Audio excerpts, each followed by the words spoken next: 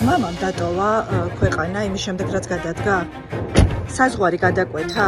რას შეეწირა მოსმენების და ფარული თვალთვალი შეფი? ხო შეეშინდა ქართულ ოცნებას და ხომ არ გამოამწყვდიეს იმიტომ რომ პირი არ გააღოს.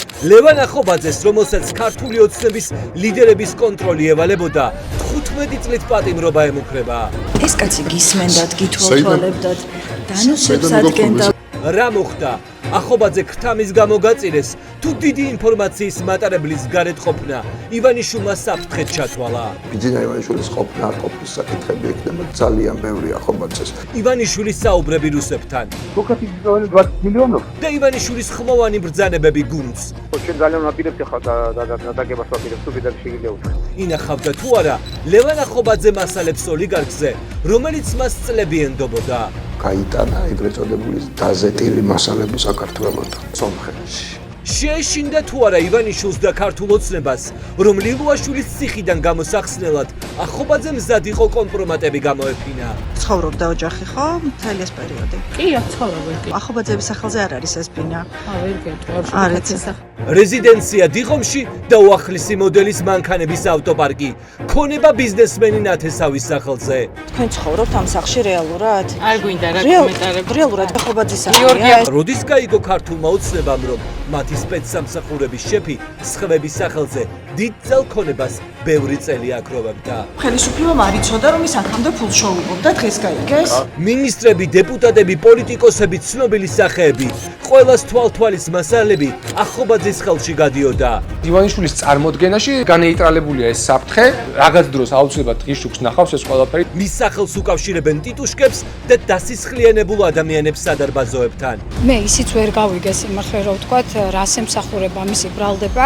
შაბათის გუნდმა მიაკვია ჩანაწერს, რომ სასულიერო პირების უკანონო მოსმენების უკანაც ახობაძე იდგა. ახლა გრიგოლ ლილუაშვილი არ გაწყდა, როგორც ამბობენ, ახლა გადაწყდა ახობაძის დაკავება, რომ ის წინააღმდეგ ჩვენება მისცეს. ციხეში გაშვებით, რა გათვლა გააკეთა ქართულმა ოცნებამ.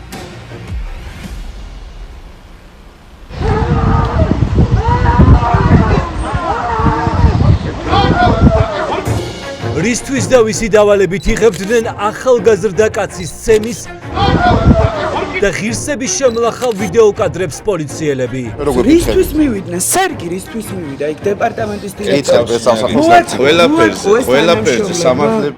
აღმოჩენილია ვიდეო მასალა, რომ ვიდრე ჯალათების წესებით გაუსწორდებოდნენ, 29 წლის კაცს პოლიციელები ამზადებენ, რომ გადაუღონ ვიდეო, როგორ ამოარტყამს უფროსი პოლიციელი პანღულს. წამოკიდება უნდა და რა გადმოვიდა ხელი დამარტყაო. მიტოვებულ ადგილებში მოქალაქეებისათვის ღირსების შემლახავი ვიდეოების გადაღება, რომ შემდეგ ხალხი აშანტაჟონ, არის თუ არა წესი პოლიციაში, კადრები, რომელმაც შეიძლება მთელი სისტემა ააფეთქოს. საქმის დეტალები არ ვიცით, იმიტომ რომ ჩვენ დანას ვერ ვიპოვებთ. გაყალბებას არის ვივავდით საქმეს. ბრალდებული. გავა თუ არა გამოძიება წინასწარ დაგაგმილი შურის ძიების ვერსიაზე. ხრეკა ჩაიდა თქვენ სახლში 1 წლის წინ. ჩატარდა და ვერაფერი ვერ იპოვეთ. 29 წლის კაცი სასიკვდილოდ რომ სცემეს, პოლიცია ადგილზე იგონებდა ვერსიას, რა უნდა დაებრალებინათ ბანკის თანამშრომლისთვის. და რატომ დააკავეთ? რა ბრალდებით დააკავეთ? ყველაფერთან. საქმეს უკერავდი? ასეთ ამბებზე აქამდე სხვა დაზარალებულები წყმებოდნენ, მაგრამ გამოძიება არ უჯერებდა, რადგან არ არსებობდა კადრები. ორივე იყო განწირული. ახლა კი ამ ვიდეო მასალით კარგად გამოჩნდა, ვის ქვია ამ ქვეყანაში სამართალდამცველი. სამხარაულის ექსპერტიზის ბიუროში დასკვნებს ახალბებთ ბატონი. როგორ ყალბდება სახელმწიფო ექსპერტიზის დასკვნები?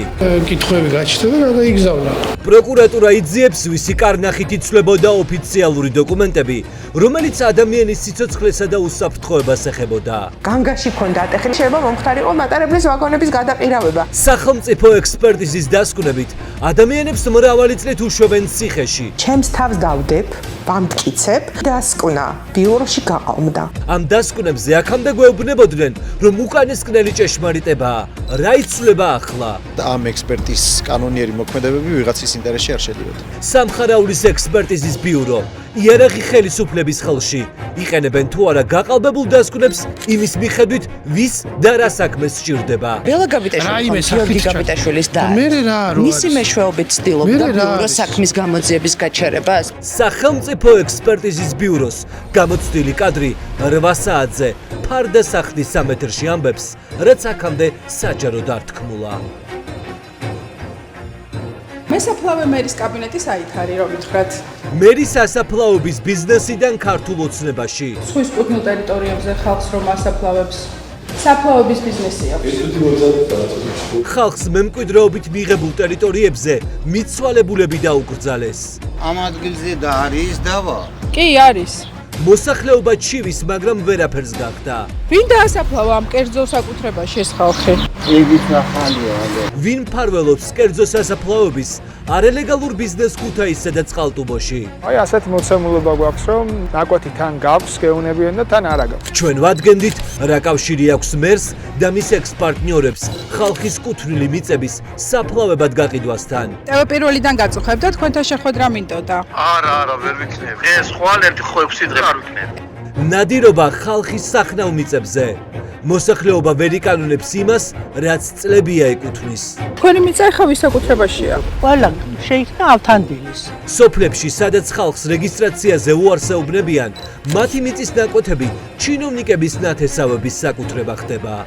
შეუყანონოთ, რანაირად მოახდინა იუსტიციის სამინისტროს მაღალ ჩინოსანმა ამდენი ადამიანის საკუთრების მითვისება. შაბათს 8 საათზე ამ ეთერში გიყვებით ხალხზე, რომელიც უსამართლობის მსხვერპლი გახდა.